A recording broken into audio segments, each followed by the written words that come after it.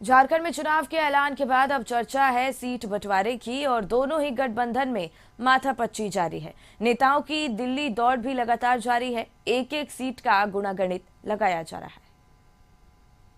झारखंड में चुनाव का ऐलान हुआ तो तेज हुई सीट शेयरिंग की चर्चा। कौन कितना भारी है और किसकी कितनी दावेदारी है, इस पर माथापच्ची चल रही है। एनडीए हो या आईएनडीआईए, छोटी बड़ी सभी पार्टियां ज्यादा से ज्यादा सीटों पर दावेदारी जता रही है। एनडीए में फिलहाल बीजेपी, आजसू और जेडीयू है। 15 अक्टूबर को दिल्ली में बीजेपी की उच्च स्तरीय बैठक हुई, जिसमें पीएम मोदी सहित सभी बड़े नेता मौजूद रहे। माना जा रहा है कि बीजेपी 66 से 69 सीटों पर चुनाव लड़ सकती है, तो आजसू के हिस्से 9 से 11 सीट आ सकती है, जबकि जेडीयू को 2 सीट मिल सकती है। दिल्ली से लौटने के बाद बीजेपी नेता साफ साफ कुछ बोलने से बचते रहे।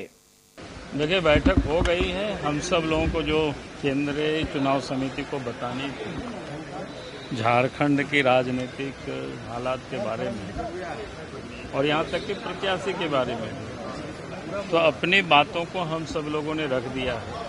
अब केंद्र को निर्णय करना है। केंद्र जब निर्णय कर लेगा अंतिम रूप से, तो अधिकृत रूप से आप सब लोगों को वहीं से सूचनाएं आ जाएगी।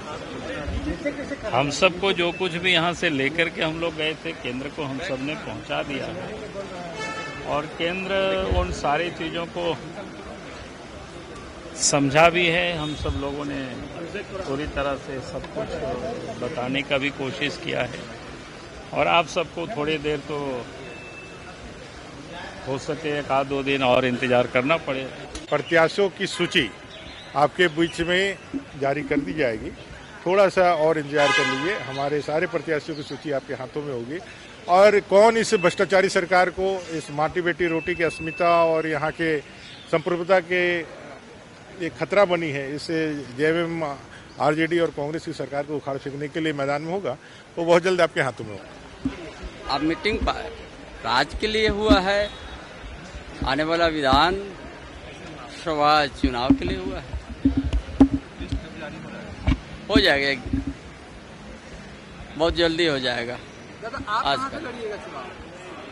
एक पार्टी जिस जगह से बोलेगा उसी जगह से लड़ेगा।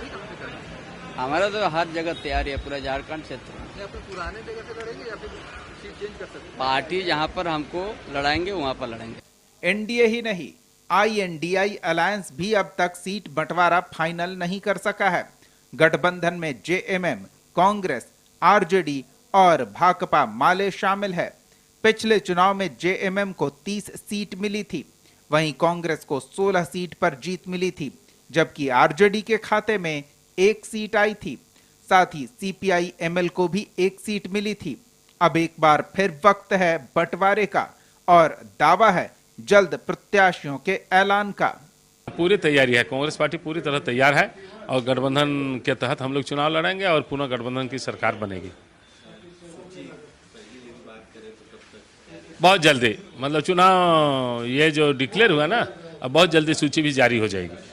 हम लोग सारे चीजों पर गठबंधन की बैठक में तय करेंगे। हेमंत सोरेन ने पिछले दिनों दिल्ली में मल्लिकार्जुन खड़गे और राहुल गांधी से मुलाकात की थी और एक बार फिर दिल्ली जा रहे हैं। पहले चरण के मतदान के लिए नामांकन की आखिरी तारीख 25 अक्टूबर है। ऐसे में उम्मीद है कि दोनों ही गठबंधन जल्द ही सीट शेयरिंग फाइनल कर उम्मीदवारों के नाम का ऐलान करेंगे। ब्यूरो रिपोर्ट, कशिश न्यूज।